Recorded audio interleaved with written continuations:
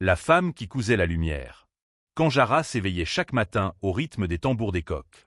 Les collines, enveloppées de brume, semblaient protéger ce petit village du reste du monde. Là vivait Selma, jeune femme à la peau caramel et aux yeux couleur d'ambre, fine et gracieuse comme une liane de baobab.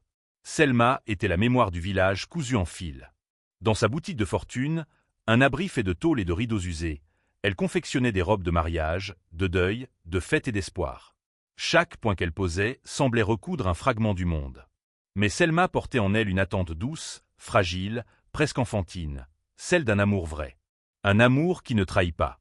Un amour qui construit. Un jour, disait-elle à sa tante, je coudrai ma propre robe de mariée. Et ce sera la dernière chose que je ferai pour moi. Et ce jour arriva. Mais ce ne fut pas comme elle l'imaginait. L'homme au parfum de la ville. Il apparut au marché comme une brise inconnue, Dario, originaire de la grande ville de Coromba. Il était beau, mais d'une beauté presque trop parfaite. Il parlait avec des mots qui semblaient préparés. Il vendait des étoffes chatoyantes et promettait des royaumes. Il se tint devant Selma, l'observa longuement, et dit simplement « Ton regard est la paix que je n'ai jamais trouvée à Coromba. » Elle baissa les yeux, troublée. Chaque jour, il revenait, lui offrant des tissus, des fruits exotiques, des compliments. Il connaissait les silences d'une femme comme elle. Selma l'écoutait, s'ouvrait, tombait. Pas violemment. Comme une graine sous la pluie. Le mariage fut célébré 3 semaines plus tard. Le village dansa toute la nuit. Sa robe était la plus belle jamais cousue à Kandjara. Les anciens bénirent cette union en murmurant. Elle est tombée sur un homme rare. Mais aucun d'eux ne voyait que Dario portait un masque. Coromba, la ville qui avale. Dès qu'ils mirent pied à Coromba, tout changea. Le rythme, l'odeur, le ciel, la solitude dans la foule. Les klaxons, les lumières, les regards curieux, tout l'épuisait. Elle cousait encore, mais en silence. Dario, lui, devenait un autre homme. Il rentrait tard. Il parlait moins. Il riait différemment. Et puis elle arriva, Naïla. Grande, sculpturale, toujours vêtue d'élégance coupante, elle dirigeait une boutique de luxe dans le centre de Coromba. Elle était connue pour sa froideur stratégique et sa collection de talons aiguilles. Dario l'admira immédiatement. Naïla le sentit. Et elle joua. Elle ne l'embrassa pas. Elle le piégea par la rareté de ses mots. Avec ta femme, tu rêves petit. Avec moi, tu régnerais. Il céda. Il trahit. Et il ne s'arrêta pas là. Le divorce aurait été long, coûteux, salissant. Il fallait quelque chose de discret, définitif. Il fabriqua un mensonge spirituel. Un rêve, disait-il. Une vision. Une malédiction ancienne qui pesait sur Selma. Un rituel pour la purifier. Selma crut. Parce qu'aimer, parfois, c'est croire contre toute raison.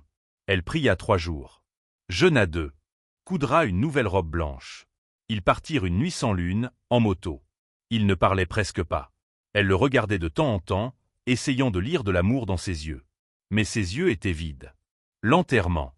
La cabane était là, au bord d'un champ abandonné. 2 hommes attendaient à l'intérieur. Masqués. Froids. Mazir et Collio. Ils simulèrent un rituel. Ils chantèrent des mots creux. Ils tendirent une calebasse. Selma la porta à ses lèvres. Son estomac se serra. Elle tourna la tête vers Dario. Il hocha la tête, faussement grave. Elle but. La lumière s'éteignit. Ils la traînèrent dehors. Un trou. De la terre. Et puis, plus rien. Le ventre de la terre. Selma se réveilla dans la suffocation. La terre entrait dans ses narines, sa bouche. Elle ne voyait rien. Mais elle sentait. Elle sentit la trahison. La douleur. Mais aussi, quelque chose d'autre. Quelque chose d'ancien. Un instinct. Ses doigts bougèrent. La rage d'avoir cru. La rage d'avoir aimé. Chaque mouvement était un cri sans voix. Elle se battait contre la terre. Contre la mort. Contre le silence. Et la terre, lentement, céda. La résurrection du nombre. Elle sortit de sa tombe au petit matin. Couverte de terre. Ses jambes tremblaient. Son cœur battait comme un tambour de guerre. Elle marcha. Sans chaussures. Sans direction. Mais avec une promesse dans la poitrine. Sia renaît à l'Iranda. Le camion de Basim s'arrêta juste avant de l'écraser. Il recula. Et vit ce corps, ce visage. Par tous les esprits, qu'est-ce qu'ils t'ont fait, petite? Elle ne répondit pas. Sa voix était brisée. Il l'emmena à l'Iranda, une ville refuge. Là, elle murmura simplement. Je suis Sia. Et Sia redevint vivante. Elle recommença à coudre. D'abord pour fuir, puis pour reconstruire. L'Empire invisible. Elle ouvrit Sia Threads. Une boutique.